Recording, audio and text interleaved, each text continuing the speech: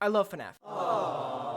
And that's no joke. I love what Scott Cawthon and Steelwool Studios have built in the past, and I am excited for what they will build in the future. Now, when it comes to the books of Five Nights at Freddy's, I am not the greatest fan. Now, what's crazy is FNAF's biggest attribute is the lore, and the books do contribute to it. But if you ask me for my opinion on the books, suddenly we are talking a different tune. I think that the lore of Five Nights at Freddy's is one of the strongest attributes of the franchise. I mean, millions still tune in to see what MatPat has to say, and that guy is like emotionally drained, mentally drained, and he's just physically just drained by FNAF. Scott Cawthon, I think, has won that battle. Obviously, people still care about the franchise, but when it comes to the books, I think we have split opinions.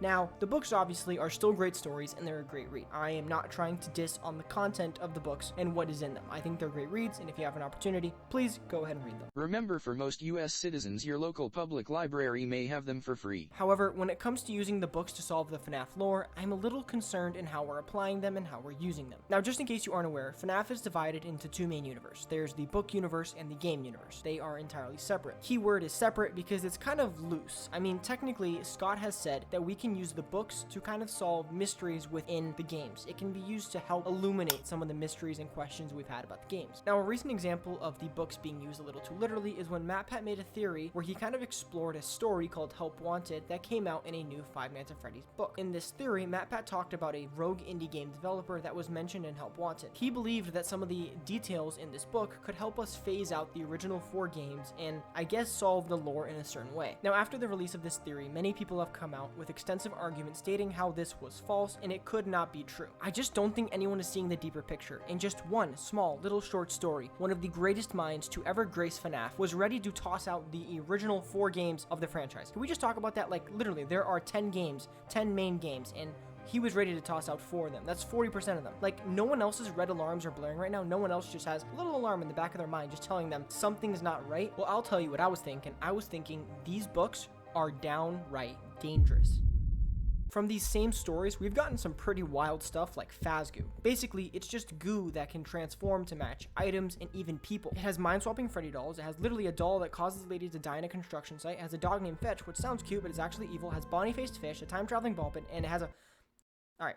I think you get the point. These books have a lot of information, and a lot of this information just has no correlation to the books. Just to note some examples that actually have not been brought into the games as of yet, a time-traveling ball pit has never been mentioned, and Phasgoo has not been brought into the games yet. Now, I'm kind of laughing in my head because I do think that Scott Cawthon will probably try to bring that in just to torture MatPat, but as of now, MatPat, don't worry, you are safe. Sometimes I just feel that the FNAF community is not in the right mindset to solve some of these mysteries or questions we have. I feel like sometimes Scott Cawthon has just left certain things up to be solved in a later game, and we feel like all the details are in front of us, but as a matter of fact, they're not. So we sometimes go to the books and we approach it with the wrong mindset. So what happens is we basically we're so desperate for details that we will literally take anything we find in the books. After talking to some people about security breach, I feel security breach is an alley-oop. I think it's kind of like a pass. If you don't know what an alley-oop is, it's basically in basketball a play when someone passes the ball for their teammate to slam dunk it in.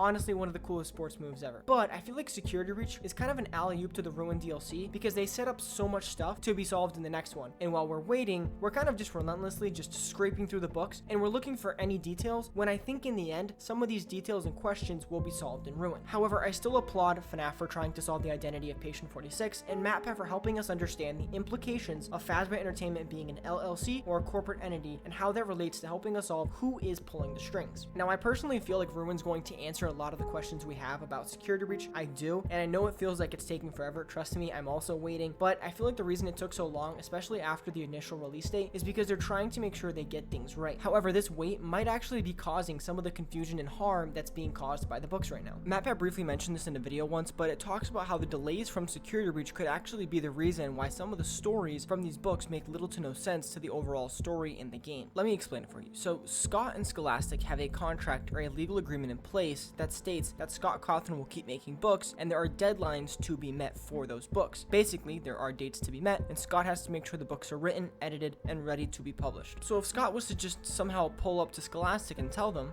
hey guys, I'm sorry, but the game me and my other team are working on is going through some delays, and the story we're working on kind of relates to the game. Any chance that we could hold off on the books for a bit? When Scott tells this to Scholastic, they'll probably even break down laughing and possibly even crying because that idea is so dumb. There's a contract and an agreement agreement in place that the books have to be done. They don't care about the games, they just want to get the books out because that's their moneymaker. So part of the confusion that comes from the books and the topics that they present us, they don't make sense because of the fact that, well, the game that it covers it in is just not released yet. It's going to come out at a later date, and seeing as the time that it took between Security Breach and Ruin, there's a lot of time, and in between that time, a lot of books have been released. Sometimes I even wonder what the FNAF franchise would be like if we just had the original trilogy or there were no books at all. How would it all play out? Either way, I think it's safe to say we're in a different era of FNAF. No longer do the games just take months to make, it's now years. FNAF has changed the indie game scene, and even FNAF itself has changed. It now has to tackle larger projects like Security Breach and what they're for sure working on, which is Ruin, which is probably going to be a larger game like Security Breach. A new book series trilogy would kind of be like starting with a clean slate. However, if we are continuing the old story, then obviously don't release that. I just feel like there's a lack of transparency with where we are in FNAF, and that's what's causing a lot of the confusion and a lot of the chaos almost going on in the FNAF theory community, because no one can really agree where we are in the timeline. A good comparison to this would be like if we're trying to get from point A to point B, but we have no idea where we are along the route. It's similar to the fact that we have no idea where we are in the storyline. If we have no clue if we're in the Afton saga still or we're in a new chapter, our foundation of knowledge is extremely limited. Hence why I think a new book trilogy would be helpful, because it would also help us kind of understand the story and context of what's going on, and possibly introduce some new characters, or maybe help develop some characters that we just still don't understand. These of course are just my simple-minded thoughts and opinions. I however do stand by my statement that the way in which the books relate to the games is still inconsistent, and this inconsistency causes a lot of confusion and is only just making it more of a headache to solve the lore, and we already have a ton of issues to solve. Alright, listen, Scott, we don't need any more, okay, please? Now, if you guys disagree or agree with me, please let me know in the comments down below. I feel like it's a great way to engage in discussion and talk about the FNAF lore, because trust me, this is a giant mountain that we have to climb, and it's better if we climb together than try to climb this alone. Don't forget to leave a like and subscribe if you did enjoy the video and you want to see more content. I have a lot more FNAF content on my channel if you guys enjoyed it and want to watch more. I also gotta say, in 2023, I'm hoping to upload a lot more. I really want to put more effort into my content. As you can tell, there's no face cam because I am trying to see if I can do a better editing style,